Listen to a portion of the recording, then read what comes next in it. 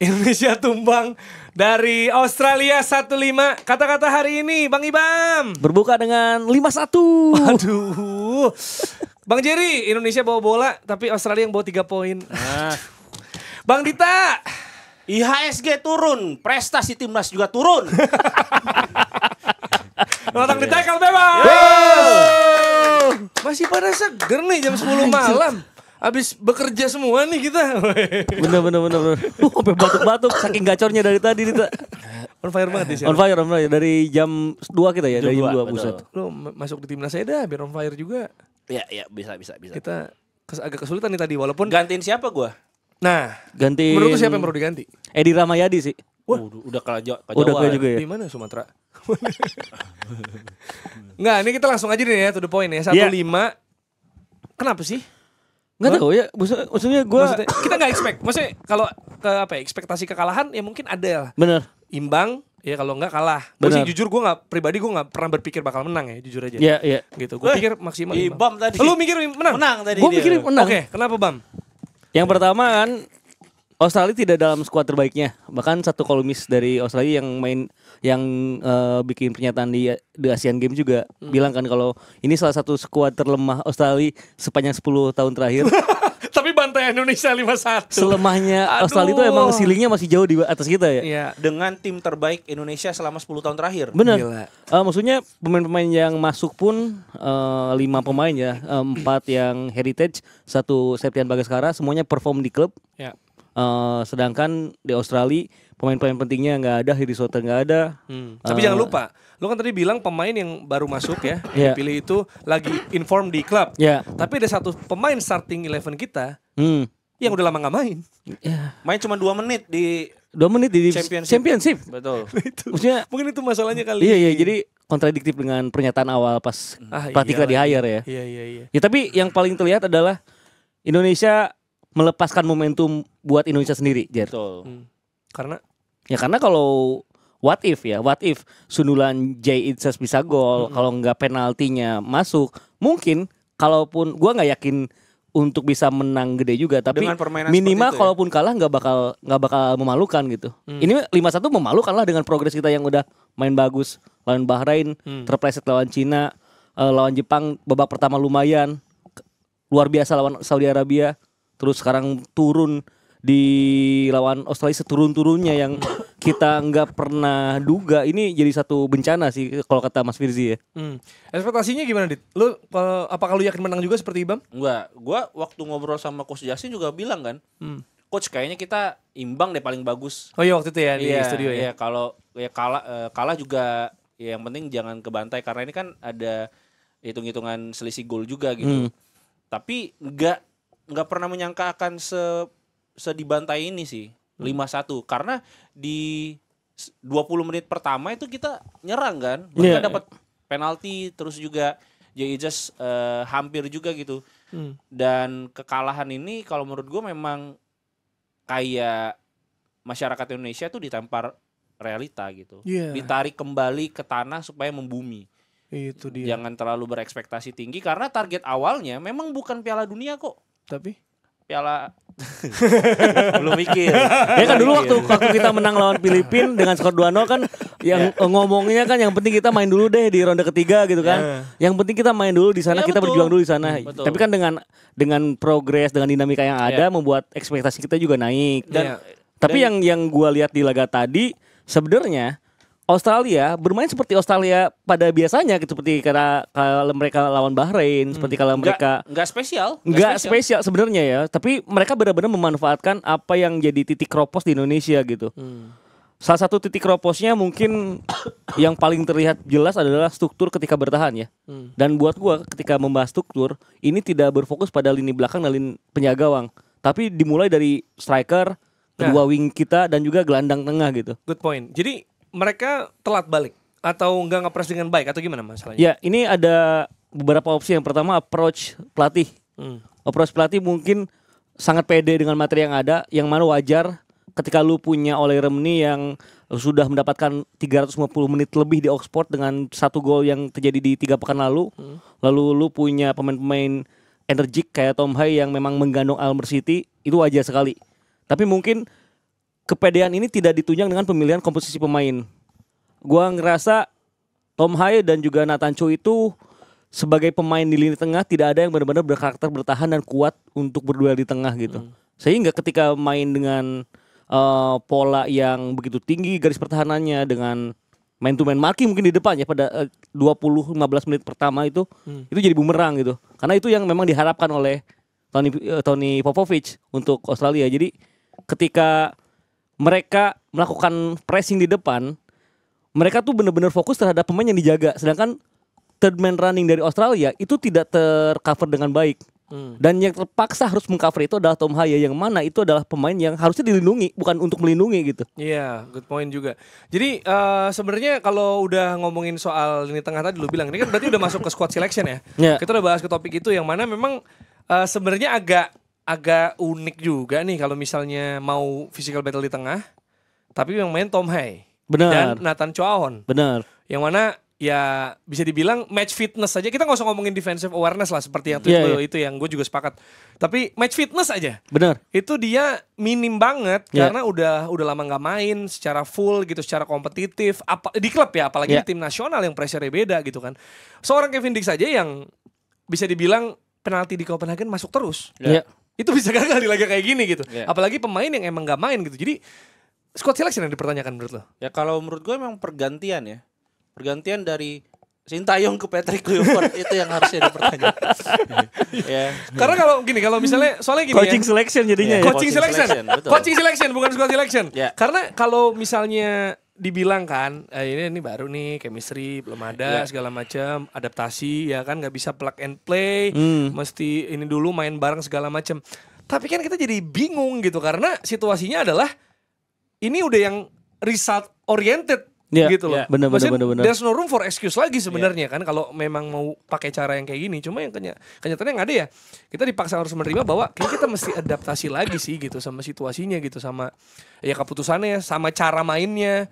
Karena kan ya bisa dibilang yang terjadi juga tadi adanya tactical unfamiliarity gitu gue ngerasanya. Kayak ya mungkin misal orang nanya kenapa Rizky Ridho gak main, mungkin karena approach awalnya maksudnya bisa 4 back. Benar. Walaupun kenyataannya kayaknya sih tadi 3 back juga gitu. Iya kan? Jadi kayak gimana nih kita mesti merasa gimana gitu sebenarnya sekarang kan? Ya kalau ditanya merasa gimana ya harusnya muasabah diri dan mawas diri gitu bahwa maksudnya memang Indonesia itu belum di level yang memang macan Asia gitu. Saat ini ya. Maksudnya ya harus diakui memang kita sedang membangun sebuah struktur tim yang akan jadi sangat baik gitu. Tapi ini kan belum ke sana, baru ke arah sana gitu. Nah, ini yang harus dia diperbaiki adalah ekspektasi dari kita semua gitu bahwa tim ini memang dibentuk bukan untuk instan result gitu. Iya. Dan kalau kita lihat juga tadi mencoba main positional play 3-2-2-3 cenderung 3-2-5. Tapi sebenarnya supply ke Oli dan Marceng di antara ini agak nggak nyampe gitu ya. Bener. Karena ya itu yang terjadi ketika ya kalah juga di tengah. Terus memang sepertinya Aussie membiarkan kita juga untuk coba ambil alih gitu ya, ambil possession, ambil jumlah passing banyak, peluang banyak, nyerang sering gitu ya, dan dua flanknya tuh bahkan si Australia cukup solid ya, dia nggak banyak maju terlalu babak pertama gitu. Dan akhirnya Australia malah memakai taktik STY. Betul sekali. yang reaktif gitu. Ya kan itu yang sebenarnya jadi faktor ini. Nah, berarti ya kalau di sekarang kan udah nggak ada pilihan ya. Berarti sebenarnya gimana? Ya sistem yang mengikuti apa yang udah ada sesuai dengan pemain yang udah biasa atau pemain yang coba diganti sesuai dengan kebutuhan sistemnya? Ini kalau kata artikel zaman dulu ya. Kluivert tuh ada di persimpangan jalan gitu. Wah, di antara dia pengen transisi yang smooth dari kepelatihan STY ke dia atau enggak dia push langsung bermain dengan caranya Kluivert. Karena kan dengan kalau dari catatan yang gua baca ya, bagaimana Kluivert nge-touch Curaçao, bagaimana dia nge-touch Adama Demisfor, bagaimana Alex Pastur nge-touch Almer City. Memang formasinya pendekatannya adalah 4-2-3-1 dengan eksplosivitas gitu. Tapi yang terjadi di laga tadi kayak tanggung. Dia pengen eksplosif tapi komposisi reaktif gitu. Iya. Ya akhirnya nggak berjalan kan. Jadi serba tanggung kemana-mana. Untuk lakukan ngepres tinggi seperti yang lu bilang tadi, familiaritasnya nggak ada nih, nggak ada di bukan individu ya. Iya. Ini secara komponen struktur semua pemain gitu. Ketika lu dorong pemain ke depan, Marcelino yang biasa ngepres paling depan bersama Ole Romeni, siapa yang mengcover posisi dari O'Neal gelandang tengahnya Australia yang dia jadi outlet buat kasih bola ke Irvine, ke Boyle, dan itu yang ngebuat akhirnya pemain kita tuh benar-benar diekspos kayak udah disiapin jebakan aja gitu oleh Tony Popovic. Dan juga gua ngelihat peran dari Marcheng ini banyak yang bilang ya Marcheng nggak perform.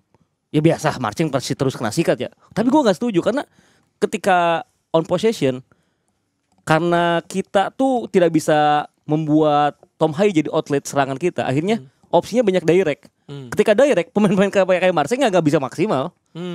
Pasti bolanya langsung ke depan. Dan ketika ke depan, ya itu oleh Romeni yang memang pemainnya lumayan, tapi harus duel dengan Cameron Burgess, ya sulit juga gitu kan. Jadi akhirnya mentah lagi, dipaksa main menyamping. Sedangkan ketika menyamping, gua rasa sih permutasi posisinya tidak mendukung untuk membuat permainan itu bisa maksimal gitu. Karena kan kalau lu main di flank harus ada yang memancing supaya space-nya terjadi. Ya. Itu nggak bisa karena template gitu. Reinders bawa bola atau enggak di kanan, misal Kevin Dix bawa bola tapi dia cuma di area situ, tidak ada yang mancing, tidak ada third man run atau kombinasi. Gampang banget ditebak gitu. Iya. Gampang Jangan kan banget ditebak. pemain Australia nebak gerakan pemain Indonesia, kita aja bisa nebak Indonesia gerak kemana. Gitu kan? Bener. Situasi tadi kayak gitu dan sebenarnya karena main direct ya, jadinya ada in game adjustment yang terjadi ketika Ramadan Sananta sama Ivar Jenner masuk tuh. Iya.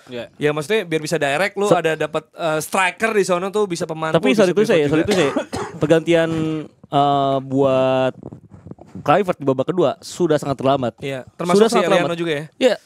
Karena gua rasa ya dengan lu punya pemain yang di musim ini main untuk Groningen bagus lalu pindah ke Lommel juga dalam 8 pertandingan hanya 2 kali ditarik keluar.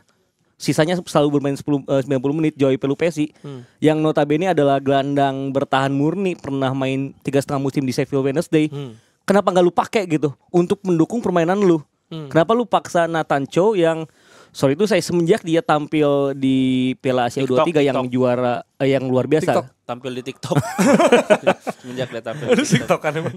Semenjak dia tampil bagus di Piala Asia U23, saya itu dia lenyap kalau ketika bermain di level senior karena size body-nya beda, upper body strength-nya beda dan itu ngebuat dia tuh benar-benar kesulitan.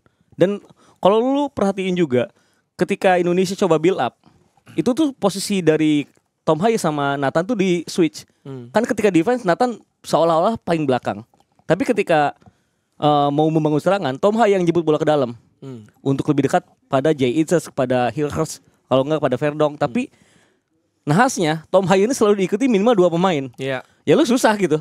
Iya. Udah malu main di Almer yang juga kurang timnya gitu. Dapat main timnas lawannya langsung secara taktikal udah tepat. Jadi ya udah dikurung banget secara taktikal Indonesia tadi. Jadi poin lu ya, sebenarnya ya nggak ada partner yang bisa melindungi Tom Hai. Bener. Kayaknya that's the problem ya. Iya. Mungkin itu solusinya bisa di Pelupesi menurut lu? Karena jujur gue belum nonton Pelupesi main gitu. Gue cukup yakin Pelupesi karena ini tipikal yang petarung banget, mainnya simpel, bisa jadi anjing penjaga kayak Gattuso buat Pirlo. anjing penjaga. Tapi yang paling penting juga sebenarnya keberadaan Dan James dan Verdong serta Kevin Dix di kanan itu nggak dimaksimalin juga untuk build up gitu. Terlalu melebar aja.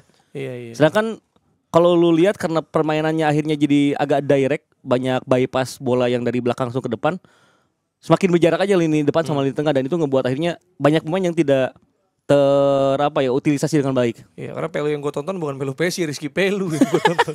Jadi gue belum nonton nih Pelupesi. Tapi kalau dari squad selection gitu, apakah ini mengejutkan lo juga? Kan ya banyak orang bilang nggak ada Asnawi, nggak ada. Nah itu.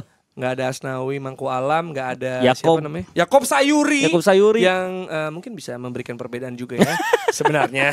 Bisa I like him. Iya. The way he play gitu ya. Terus bahkan jokes gue tuh sama lagi? temen-temen kayaknya ini Alex Parsur sama Daniel Lanzat ke Maluku tuh benar-benar nyari rempah-rempah doang kemarin. Gak mau pakai pemainnya.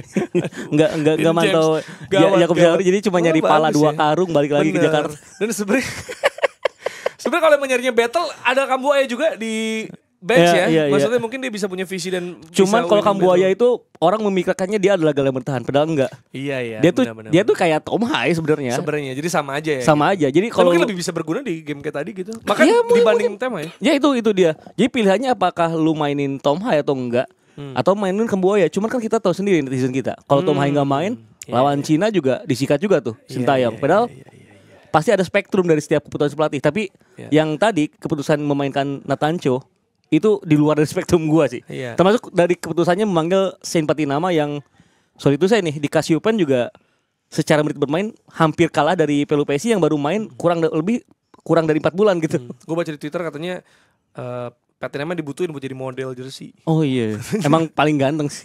Buat yang long sleeve. Gimana Dit, soal squad selection?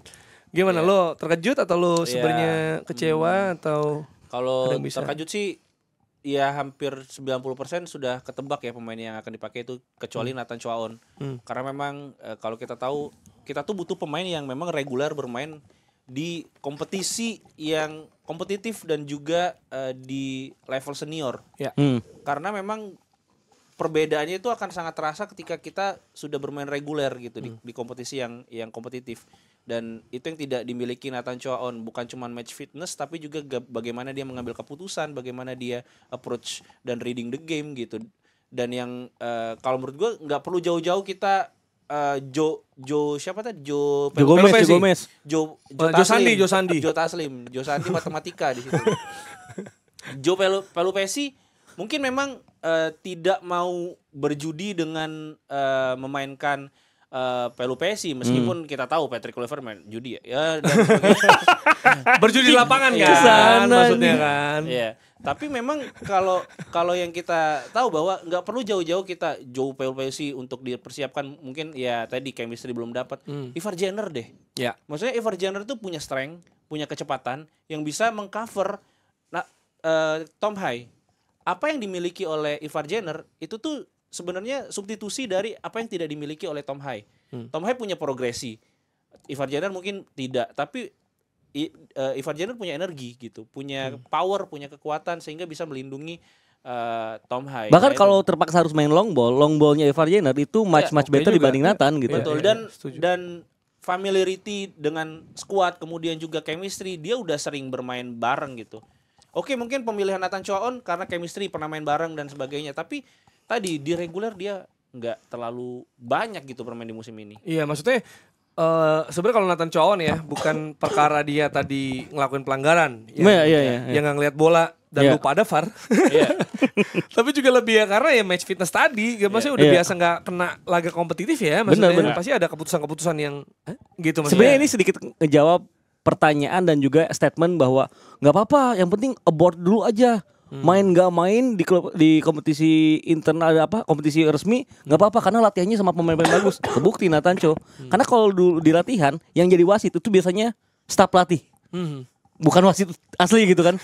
Kalaupun wasit asli ya nggak pakai VAR juga gitu. Makanya apa yang terjadi di Natancho itu menggambarkan bagaimana Nathan begitu asing dengan atmosfer pertandingan. Termasuk ini sebenarnya satu hal yang agak sedikit jadi pertanyaan gua ya. Mungkin tidak banyak ditanyakan orang. Pemilihan Kevin Dix jadi penendang penalti. Oke, dia nggak pernah gagal dengan Copenhagen-nya. Oke, dia main cetak sekitar 5 gol di musim ini dengan tendangan penaltinya. Tapi ini timnas, men. Timnas pressure-nya luar biasa di kandang Australia yang untuk pertama kalinya full house. Mereka lawan Arab Saudi nggak penuh, lawan Bahrain, lawan Cina juga nggak penuh, lawan Indonesia full house. Iya. Supporter kita datang ke sana sekitar 4.000. Mereka berarti 38.000. Iya, 4.000 yang nonton Kevin Dix tadi itu seperti setengahnya ketika dia main di Copenhagen gitu. Oke. Jadi belum ada familiarity dengan duel di area mental di sana dan gua rasa Jadi siapa harusnya? ya siapa Tom harusnya? Hai lebih masuk akal, bahkan Jay Itzes, bahkan buat gua Marcelo Ferdinand lebih layak karena dia udah tahu rasanya bermain di bawah pressure pendukung-pendukung timnas baik itu pendukung sendiri ataupun pendukung lawan gitu. Kevin Dix baru 2 pertandingan, men. Lu berharap apa gitu? Satu cedera lagi. Makanya. Yang zaman Jepang itu. Iya. Tapi nggak bisa dibilang full. Tapi kalau gua kurang setuju dengan menyangsikan pemilihan Kevin Dix karena Oke. mau gimana pun tadi kalau kita menuntut orang untuk bermain reguler di kompetisi yang kompetitif gitu, orang yang dengan statistik tidak pernah gagal mencetak gol dari titik putih, meski di level apapun gitu, ya tetap akan jadi pilihan ya top of mind gitu. Familiarity tadi. Makanya karena ya mau nggak mau orang yang tidak pernah gagal, bahkan dia mencetak gol di Europa League ya kalau nggak salah, penalti juga Conference League. Ya, Conference League. Dan itu kan menunjukkan bahwa levelnya Eropa gitu. Mau gimana pun ya tidak bisa menyalahkan pemilihan Kevin Dix karena beralasan dari statistik dia belum pernah kebobol, belum pernah gagal. Kayak Palmer lah ya, pas berhasil terus gitu kan, maksudnya tetap dipercaya sampai dia gagal lawan Leicester, abis itu dia bilang sakit. Terus kalau ini ya, tadi tengah juga pasti penting banget squad selection karena gue juga ngerasa ada 2 gol Australia yang bisa dibilang diawali dari Tom Hay losing duel dan kehilangan karena bola. gak ada yang nutup. Ini terjadi, ada dari set piece juga. Benar. Dan ini juga membuka percakapan soal kiper Martin Paes dan Emil Audero. Apakah ini saatnya dicoba? Sebenarnya sebelum melangkah ke kiper, gue agak menyoroti bagaimana pemilihan Miss Hillhurst. Oke. Sebagai orang yang akhirnya siaran Eredivisie. Iya benar. Yang habis kalah ya. Yang habis kalah, dibantai lagi. Ternyata atribut terbaik Miss Hillhurst sebagai back itu adalah ketika membantu tim sedang menyerang. Oke. Ketika dia sebagai individu yang bekerja sama dengan rekan-rekannya untuk menjadi pemain dalam situasi bertahan, sebenarnya dia tuh perlu disokong pemain lain. Dan di kondisi tadi, ya dia nggak bisa 4 lawan 2 gitu kan kondisinya kan. J.H. Hillhurst, lu bingung juga harus cover yang mana gitu. Udah ke break banget, udah ke bypass lini tengah Indonesia. Artinya sebenarnya itu juga salah satu indikasi kalau staf pelatih belum cukup mengenal karakteristik secara mendetail pemain-pemain yang dia miliki. Karena kita punya Rizky Ridho gitu yang gua rasa tadi pun dia masuk, event itu dia main cuma sekitar 30 menit, tapi bersih gitu, nggak ada kesalahan posisi, nggak ada kesalahan pengambilan putusan passing. Chemistry sama J.H. sudah kebangun. Dia harus nutup cover di mana gitu. Itu yang belum kejadian sama Mill Hillhurst. Akhirnya Miss Hillhurst sih. Ya. artinya memang banyak sekali ya komposisi pemain di starting line up yang gua pribadi sih agak pertanyakan, dan harusnya ini menjadi pertanyaan yang valid karena gua nggak menyinggung individu, gua nggak menyinggung praktek-praktek di luar bola. Gua benar-benar tentang sepak bolanya aja gitu. Iya. Soal kiper gimana nih jadinya? Apakah saatnya memberi kesempatan untuk Kang Emil Audero? Belum lah. Masa gol-gol yang bersarang ke gawang Indonesia ya bukan murni kesalahan Martin Paes karena memang 2 save penting ya. Iya, karena memang udah nggak bisa, nggak ya kosong gimana coba. Jackson Irvine juga dia udah lepis kan. Tapi ketika bola itu sampai balik ke dia lagi, bukan salah dia. Exactly, makanya. Ya itu posisi pemain lain di mana ketika rebound tersebut terjadi gitu kan. Jadi nyaman banget Jackson Irvine untuk bisa mengeksekusi bola kedua. Dan tapi sih buat gua untuk laga melawan Bahrain untuk mungkin tes kepantasan ya. Karena kan Bahrain pun striker-strikernya bagus ya. Tendangan jarak jauhnya dulu Hillhurst Martin Paes kebobolan dari tendangan bebas yang jarak jauh itu kan. Yang menandakan memang ya pas kiper bagus, cuman belum ada hal yang menunjukkan membuat kita kayaknya ini udah paling sempurna. Nah, ini kesempatan bagi staf penjaga gawang ya, pelatih penjaga gawang untuk bisa coba deh Emil Audero yang bakal lebih wise gitu di bawah misal gawang karena dengan usia yang lebih senior, dia main di Italia sepanjang umurnya. Yang tapi mana ini enggak, tapi bisa dibilang lebih coba-coba lagi enggak? Maksudnya di situasi kita lagi-lagi no room for excuse. No room for coba-coba sebenarnya. Benar. Harus plug and play bisa bagus, ya kan? Nah, ini sebenarnya lebih coba-coba bagi pemain yang kurang menit bermain terus main jadi inti. Dibanding 2 pemain yang sama-sama dalam kondisi bermain. Tapi yang membedakan sebenarnya Emil Audero Mulyadi pilihan utama di Palermo. Emang di Como jarang main. Sedangkan Martin Paes MLS belum mulai. Itu jadi kan match fitness lagi. Match fitness kan? Kalau kita membahas match fitness, terakhir kali Martin Paes benar-benar tampil kompetitif itu Desember. Januari, Februari, Maret sekarang. Lagi off season. Iya, sedangkan Emil Audero emang di Como paruh pertama musim nggak week in week out ya. Masih gantian sama Pepe Reina, tapi semenjak Januari, semenjak dia pindah ke Palermo, itu dia main terus gitu. Jadi kalau kita mau ngomongin match fitness, menit bermain di level klub, ya harusnya Emil Audero punya kesempatan di sana gitu. Ya recent condition aja nih ya yang lebih sering main sekarang nih. Karena kan ada banyak juga meme di X ya, di Twitter. Ini ngelihat Emil Audero dan juga Martin Paes, kita kayak punya Wakashimatsu sama Wakabayashi. Bener. It's a good problem to have, Iya. gitu kan. Nah, itu tadi udah kiper, udah back, udah tengah, striker. Ole Romeni ini punya apa ya? Mungkin hal positif yang bisa kita lihat betul. gitu ya, karena Secerca harapan dari kegagalan ini gitu. udah diincer Arteta juga dengar-dengar karena butuh striker. Udah desperate banget ya, nggak dapet Isak yang Emang kemahalan. sejelek itu, Ole sampai desperate lu. Enggak, yang desperate ya Artetanya lah. Enggak, berarti wah striker nih gitu. Maksudnya timnas juga mendambakan ini kan. Iya. Mendambakan Ole, gimana lo ngelihat debutnya Ole langsung, maksudnya bisa kita bilang sebenarnya dari 5 menit awal juga wow gitu. Dia punya touch atau dribbling yang ya oke gitu ya. Maksudnya ya cenderung lebih bertenaga juga dibanding Rafael Strike. Dan ya paling apa ya, problemnya ya nggak ada yang supply juga aja sih gitu maksudnya. Nggak ada yang dekat Dan aja. bisa deket, dan beberapa kali tadi ya jadi lepas gitu bolanya karena opsi passingnya juga nggak ada gitu. Ya, dan memang Ole Romeni ini tipikal striker yang bisa pegang bola. Handsball dong. Ya. Terus juga Bukan jok jam 10 malam ya. Bukan jok jam 10 malam ya. Main bola tangan. dan bisa gimana dia punya visi yang baik juga, terus juga yang paling penting adalah insting mencetak golnya. Terbukti dia bisa cetak gol dari posisi yang sebenarnya tidak menguntungkan untuk dia. Oke. Dia kan bisa mencuri bola dari penguasaan backnya Australia kan.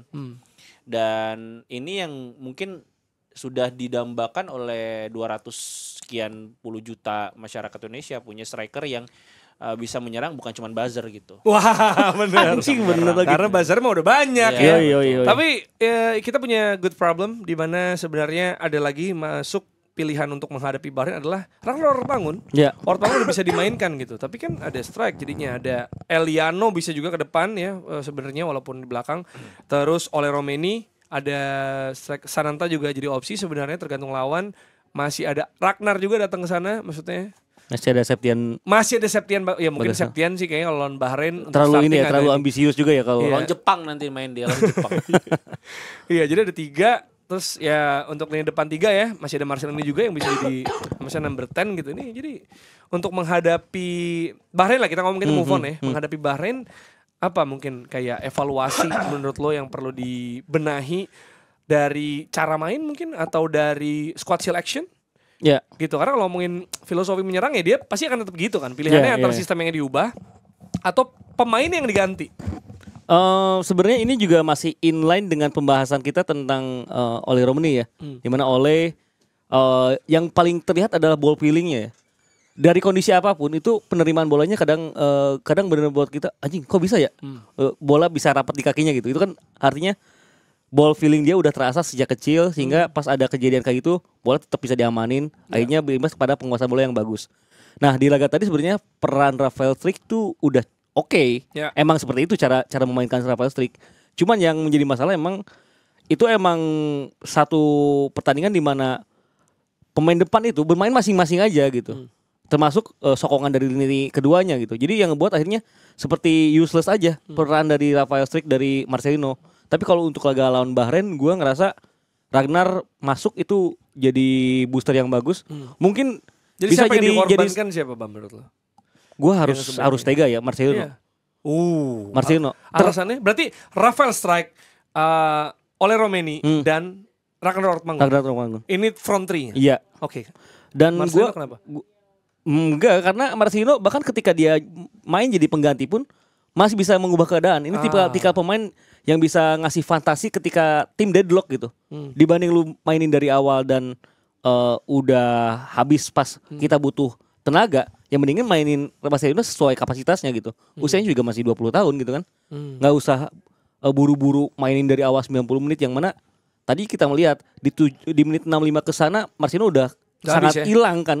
Daripada kayak gitu mendingan lu mainin di momen-momen tepat karena dia secara skill set masih sangat bagus gitu. Iya, dia yang ngacak-ngacak tuh ya ketika lawan udah capek, diajak lari sama Ragnar, sama Ole dan Rafael, dia masuk untuk ngacak-ngacak, masuk half space juga, bisa ngisi number 10 segala macam. Jadi bisa menjadi pembeda maksud lo kan. Makanya dia masuk dari bangku cadangan. Berarti ada isu, ada kemungkinan full diaspora dong. Kalau Marcelino nggak ada, Iya kan? Ayo. Kayak terserah Gimana? ini balik lagi. kita mau safe choice dengan isu diaspora, heritage dan lain-lain atau enggak emang kita nggak boleh otak-atik tim supaya kita dapat 3 poin. Ya itu pilihannya cuma 2. Gua rasa di laga lawan Bahrain nggak ada pilihan lain selain kita mendapatkan 3 poin. Mau itu semua pemain heritage, juga nyebutnya heritage ya. Iya. Mau itu pemainnya campuran kayak tadi, nggak masalah. Yang penting 3 poin gitu. Dan opsi terbaik itu ya memang dan udah pasti dicoba di latihan, memainkan Rafael Struijk, Oleh Romini dan juga Orat Mangun secara bersamaan. Dan karena 3 pemain itu, gua rasa bakal lebih punya energi untuk neror lawan di awal pertandingan seperti yang sebenarnya tadi terjadi di laga lawan Australia gitu. Jadi kalau menurut lo yang mesti dibedain nih waktu lawan Bahrain itu adalah approach-nya, maksudnya cara main ya, terus sistem segala, atau pemainnya karena ini sistemnya udah dia begini caranya gitu. Tadi Ibam bilang Marcelino tidak dimainkan. Iya. Marcelino sama siapa? Joy masuk ke line up. Joy pada posisi ganti Nathan berarti. Iya. Jadi 2 pemain itu masuk. Joy atau Ivar ya. Yang penting Nathan nggak starter gak ada, gitu. Nggak starter ya paling nggak. Jadi 2 pemain itu ya. Berarti pemain ya. Jadi karena sistemnya udah berjalan kayak gini. Kalau lu gimana? Kalau ya yang gue lihat ya bahwa memang sistemnya tuh sebenarnya udah jalan. Apa yang ditinggalkan oleh Sintayong tuh sebenarnya tinggal diteruskan aja gitu. Walaupun beda cara main. Iya, makanya untuk high saat defensive ini, line Hansi Flick nih. Iya. Sekarang nih. Iya, makanya untuk dengan waktu yang sangat singkat untuk mengumpulkan pemain dan juga latihan, harusnya tetap menggunakan sistem yang sudah lama seperti yang dilakukan oleh Arne Slot. Ketika dia memakai sistem dari Jurgen Klopp yang memang udah settle gitu. Nah, ini yang harusnya dijalankan juga oleh Patrick Kluivert. Jangan egonya terlalu tinggi untuk ya ini gue main dengan filosofi gue gitu. Mainkan dulu aja yang ada sambil pelan-pelan mengubah memang yang menjadi visinya dia gitu. Ini menarik pas lu bilang Arne Slot karena kan sebenarnya sistem mungkin secara ini kurang lebih mirip ya. Cuma approach-nya kan Jurgen Klopp kita tahu hajar terus gegen pressing dan pemainnya pada bilang ya Slot itu lebih possession, lebih chill juga. Lu udah menang 4-0 lu akan hold back gitu kan. Ini sebenarnya ada perbedaan dari segi approach-nya kedua pelatih tadi gitu. Nah, kalau ini berarti karena yang tadi kita lihat high defensively agak beda dengan STY sebenarnya kan gitu. Nah, lu lebih cenderung nih lawan Bahrain nih tinggal 5 hari. Lebih cenderung ya udah cara main Kluivert tapi pemain diganti karena Hai tadi jelas nggak bisa di sistem kayak gitu. Atau ya kayaknya maksudnya tetap kayak gitu atau mencoba seperti STY yang lebih familiar atau taktik yang dulu lah yang lebih familiar sama pemain. Ya mencoba dengan taktik atau sistem lah, bukan taktik tapi sistem yang ditinggalkan oleh Sintayong karena terakhir pertandingan lawan Arab Saudi kita menang terbukti. Dan memang kalau misalnya emang harus ada pemain yang di-adjust, tadi benar Nathan Choaon yang diganti. Kalau menurutku bukan Marcelino tapi gue lebih melihatnya Rafael Struijk yang diganti Orat Mangun. Oke, jadi Ragnar, Marcelino dan Oleh Romini. Betul. Komposisi belakang? Posisi belakang ya. Udah tadi Rizky Ridho? Rizky Ridho layak masuk sih. Yang enggak miss. Miss Hilhers. Karena tadi maksudnya dengan dia di timnas belum segitu ya. Maksudnya potensi dan ceilingnya tuh bisa lebih gitu loh. Benar. Gue lupa kan terakhir kayak kita lihat miss di timnas tuh gila nih gitu. Kalau Jai udah pernah. Benar. Pas udah pernah gitu maksudnya. Bahkan Kevin Dix juga ngasih dampak waktu lawan Jepang ya. Itu pas dia masuk tuh wah beda nih kan sama Yakob Sawir di kanan. Miss tuh gue belum ini dia. Gini lah gitu loh. Kan tadi kita udah bahas ya bagaimana high defensive line terus pressing di depan. Artinya ngebutuhin pemain yang bisa sedisiplin mungkin untuk mengcover transisi positif lawan kan. Ya, untuk menghadapi tim yang punya transisi bagus, ya Bahrain juga transisinya menyerangnya bagus. Artinya perlu pemain yang disiplin. Yang pertama DM tadi kita udah bahas perlu Pessi. Nah, di center back juga harus ada. Itu yang buat gua rasa Rizky Ridho sangat layak untuk ada di starting line up karena dia pemain yang sangat disiplin untuk mengcover posisi pemain lainnya yang sudah lost gitu Jar. Jadi enggak miss. Apalagi dia jadi cedera kan. Iya menarik sih. Ini pilihan menarik sih. Oke, terakhir paling soal lawan Bahrain nih, apakah lo pede kita bisa menang dan ekspektasinya gimana ya kalau lo sendiri dan mungkin lo pengen ngomong ke penebas nih. Gue sih punya ekspektasi yang tetap positif. Tim ini bakal menang. Meskipun kalau lolos ke Piala Dunia nggak tahu, bahkan gue pesimis. Meskipun nanti misal lolos ronde keempat, mungkin kalahnya di situ gitu. Tapi untuk menang lawan Bahrain harusnya bisa, nggak ada alasan. Ya gue juga ngerasa positif lawan Bahrain ya kita punya peluang itu untuk bisa menang, terutama di kandang juga. Mau gimana pun main Indonesia pasti ada energi lebih yang dimiliki mereka, dan ini pilihannya kan sebenarnya seri aja akan rasa kalah gitu ya. Iya, benar. Jadi bener-bener akan kayak habis-habisan, toh nanti masih main juga masih lama lagi kan kalau nggak salah ya. Iya. September ya kalau nggak salah. September. Iya masih cukup lama. Iya kalau nggak salah. Kerjaan. Iya kan September. September nggak sih? Anjir, iya. Tapi kan ada turnamen lain. FIFA Matchday. Mungkin. Jadi mungkin itu bisa, tapi bisa jadi lolosnya 3-4 sih. Maksud gue apalagi dikit setelah kita dibantai Australia. Gue sih semakin yakin bahwa Jepang sama Australia akan mewakili grup ini untuk lolos, karena secara ini juga ya mereka, atau Australia juga di tangan si Popovich kan nggak kalah 4 pertandingan betul. kan, 3 imbang memang, 3 laga beruntun, tapi ya nggak kalah. Ya, mereka juga nahan imbang Jepang di Tokyo kan. Exactly, jadi itu adalah poin penting dan kayaknya mereka berdua akan lolos. Jadi dari fase keempat berarti ya. Mungkin fase keempat kalau kita lihat lagi drawingnya lah, itu kita ngomongnya panjang, cuma lawan Bahrain ada peluang besar untuk menang. Jadi ekspektasi gue juga menang, tapi ingat kita pernah yakin menang lawan China tapi kalah.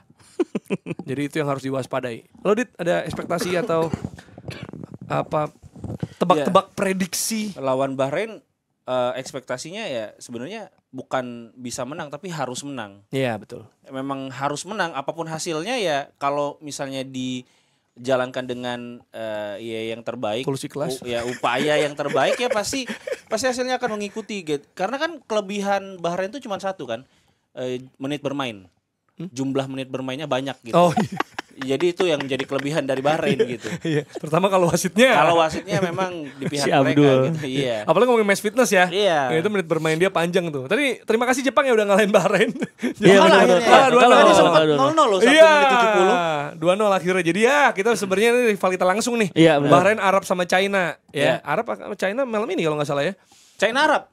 China Arab. Arab. Udah ada belum hasil Waduh, pertandingannya? Itu agak ini juga Agak tuh, politik ya. Agak Ini jam belum main. 1.15, jadi masih sekitar 3 jam lagi dari sekarang. Ya imbang aja lah. Pertandingannya.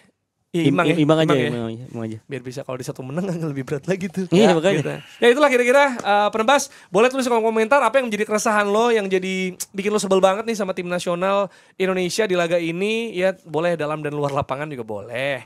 Dan juga gimana menurut lo yang harus diperbaiki? Siapa tuh dibaca sama coaching staffnya? Yang harus diperbaiki tolak undang-undang. Wah, panjang umur perjuangan. Dadah.